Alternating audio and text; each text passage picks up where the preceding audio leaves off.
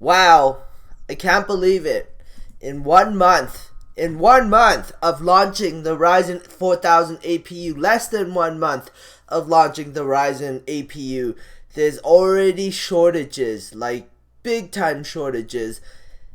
And AMD's not expecting. Well, I'm gonna let this guy explain it, and then I will talk more about it. So let's begin. More bits of news, and we'll wrap it up with more news. It's a standard episode of our weekly news wrap-up show, so let's get straight into it. One of the biggest stories to come out of this week is news that AMD are facing a global shortage of their Ryzen Mobile 4000 APUs, which launched earlier this year, complete with Zen 2 CPU cores and Vega GPU cores on the one die. This news first broke through the laptop maker XMG's subreddit, where the company said their ODM is facing a serious CPU shortage from AMD in Q3 of 2020. We confirmed this was the case after speaking directly with XMG and AMD this week. The rest of the statement reads, large orders that have recently been confirmed to be shipped from our ODM in the middle and end of August are now supposed to be delayed until the end of September. This is explained by a serious uptick in demand from larger brands and by what we assume bottlenecks in AMD's production capacities. Upon receiving this news on Friday, so July 31, we reached out to our corporate contacts in AMD who confirmed that this is an industry-wide shortage and there is no way around it. We currently have an order backlog with our ODM on Ryzen 7 4800H of over 1600 units. Both AMD and our ODM have confirmed that our demand has been allocated, meaning we will get these CPUs, but the goods won't reach our ODM before the end of September. Firstly, it's nice to see a laptop brand being open and honest about the situation with their devices and not succumbing to vague marketing statements. Their post on Reddit was very clear. XMG can't ship the number of AMD laptops they want to right now because their ODM can't make enough of those laptops, and that's because AMD can't supply them with enough chips. Some of XMG's laptops include the Core 15 and Core 17, which come in AMD Ryzen 4000 variants using Tongfang chassis, Tongfang being their ODM.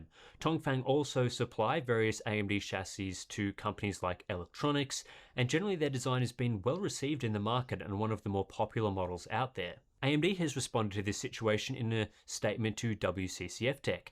They say, we are seeing unprecedented demand for our AMD Ryzen 4000 mobile series processors based on leadership performance and energy efficiency.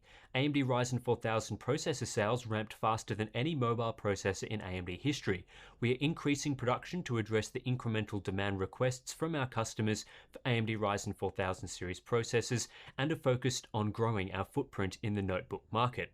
From what we've heard, it sounds like a number of OEMs have been surprised at the performance possible with AMD's Ryzen Mobile 4000 APUs, and have also been surprised at the reception and demand among laptop buyers. This has led some OEMs to increase their orders for Renoir APUs, sending demand well above what AMD initially estimated for the series. This is both good and bad news for AMD. It's good for the company that demand has been sky high for their latest APUs, especially as AMD has struggled to gain any serious traction in the market with previous offerings. While Ryzen Mobile 3000 and 2000 products were reasonable in the U series, Ryzen 4000 with the new 8-core Zen 2 design is extremely competitive and, especially for productivity tasks, significantly outperforms Intel's offerings at the same power consumption level. The H series is also now actually worth buying, unlike with the Zen and Zen Plus APUs where the Ryzen 7 3750H was extremely underwhelming. However, it's not good that AMD is struggling to keep up with the demand, as that can lead to frustrated customers. And it's not just frustrated laptop buyers that want their new Ryzen 4000 system now, but also OEM customers that want to get new devices out the door. This situation has also likely caused some flow-on effects for the rest of AMD's Renoir lineup. We saw recently that AMD launched Ryzen 4000 desktop APUs for OEM customers only, and many at the time, including us, were wondering why AMD did not also launch these chips for DIY desktop builders. It's quite likely that the shortage of Renoir silicon saw these desktop DIY chips pushed back. We don't know that for sure, but AMD has likely prioritized the OEM and laptop markets for Renoir during this shortage so they can maximize sales and revenue. Hopefully the situation can resolve itself in due course. Having now tested a range of Ryzen Mobile 4000 APUs, I think the new lineup is highly competitive, so I'm not surprised in the demand. XMG's representative on Reddit did suggest some buyers consider their Intel offerings, which they claim deliver benefits such as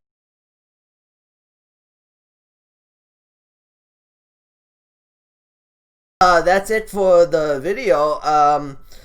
But as you can see clearly that AMD has a really strong demand, and because of their really strong demand, it's causing the prices of, like, honestly, AMD could have charged $50 more. $50 more for the APU just so the demand lowers a little bit and their gross profit increase and the revenues increase. That's what they could have done. Too late now, right? Way too late now. I mean, I can't believe they sold out. Like, AMD didn't expect to sell out. AMD already projected higher revenues, and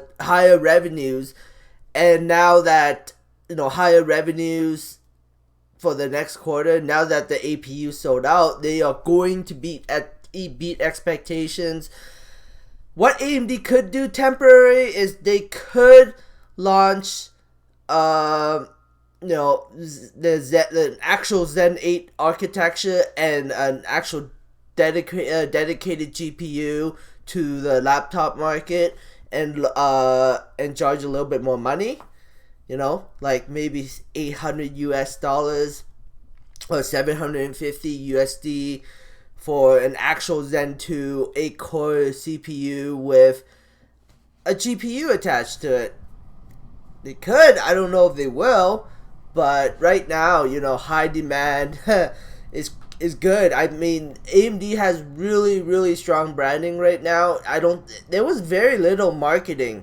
Very, very little marketing. Like, I didn't see Linus make a video about AMD laptops, but I saw Linus made one for Intel. So AMD is selling like crazy, and that means that they have a very, very strong branding. Very, very strong branding. Right now, AMD stock is oversold, so there should be a pullback technically in technical analysis, but I don't think people will want to sell their stock. The only people that are really pushing down the stock price is short sellers.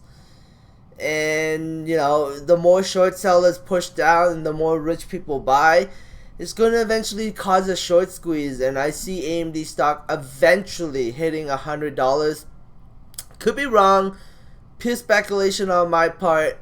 But yeah, I honestly believe that AMD should consider buying out Micron. Because then why? Because then AMD could offer AMD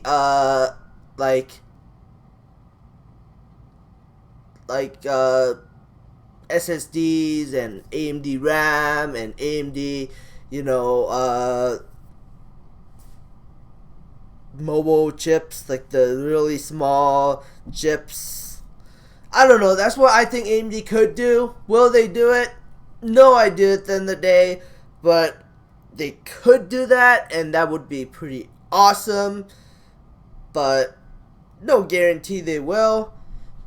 So yeah, anyways, I think AMD is gonna beat earnings for next quarter, and I think AMD stock will hit $100 eventually. If Nvidia is worth $278 billion, AMD could be worth $200 billion in the near future here. So yeah, $86, I don't think so. I think we're gonna see like $100 something in the near future here. Could be wrong. Pure speculation on my part, but AMD CPU selling out is insane. So yeah, we live in a totally different world now. Nvidia is up 53 cents while AMD stock is down 13 cents. So Intel is down 4 cents. Not too much to say about that. Solo is down 3 cents. I hope that Solo is the same thing, and I hope that Solo manages to get so much demand. Like, I wonder why they don't release their pre-order numbers. Why don't, like, the last time they released their pre-order numbers was in 2018. We're in 2020 right now, and it's been at least a couple years. So I'm betting that their pre-order numbers are like closer to like 40,000, maybe 50,000 cars. Maybe, I don't know, but if they release that number, I think the stock would skyrocket. But will they release the number? I don't know. I think Electroma is keeping that tight. Why? I don't know why. I don't know. Maybe because they don't want to pump the stock too much. I don't know. But the Solo could be a good fit in this current pandemic that we're in. And there's also businesses they can sell to, and their manufacturer Zongjing can only produce 20,000 units. So yeah, I don't know. Diamond Peak Holdings.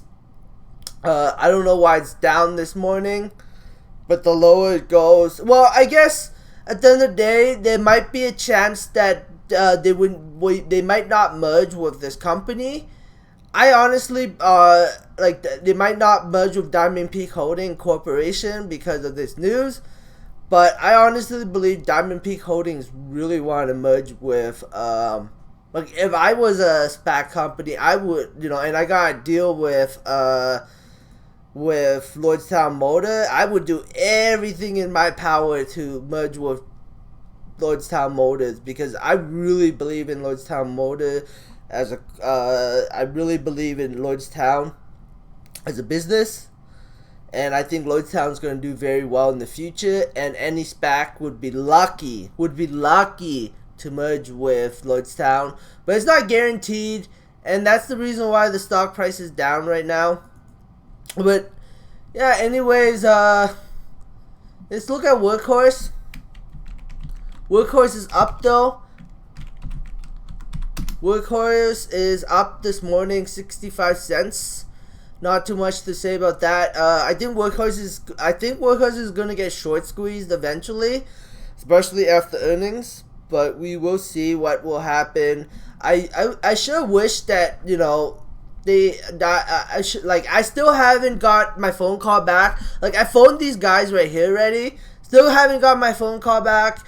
If you guys want to comment down below, let me know. Like, I emailed investor relations, no email back.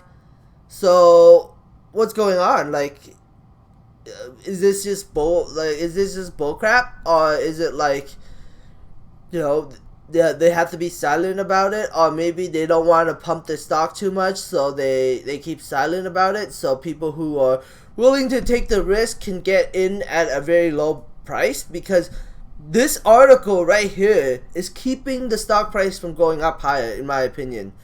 I think that because of this article, people are scared to buy into the stock. Big money is scared to buy into the stock just because maybe the Diamond Peak Holdings and the merger between Lordstown and Diamond Peak Holding might not happen, and because of that, uncertainty, people don't want to buy the stock, and that's the reason why the stock price is suppressed. Again, that's just my opinion. But anyways, thanks for watching, guys. I hope you enjoyed this. Subscribe for future updates, and have a great day. Bye.